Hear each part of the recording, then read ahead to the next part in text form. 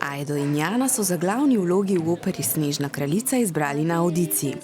Takrat si še nista predstavljala, kako zahtevne bodo priprave na igranje vlog dečka Kaja in njegove prijateljice Gerde. Meni je bilo najtežje prirediti vse moje dejavnosti k vaji, zato da sem res lahko na vsako vajo.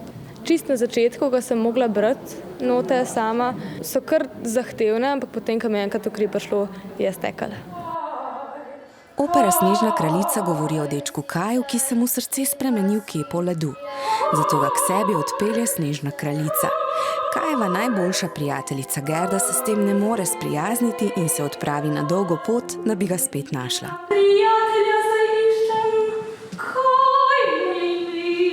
Pri tem gre tudi čez ovire, a ji tudi liki pomagajo. Ona je močna, je odločna, čeprav ji velikokrat spodleti.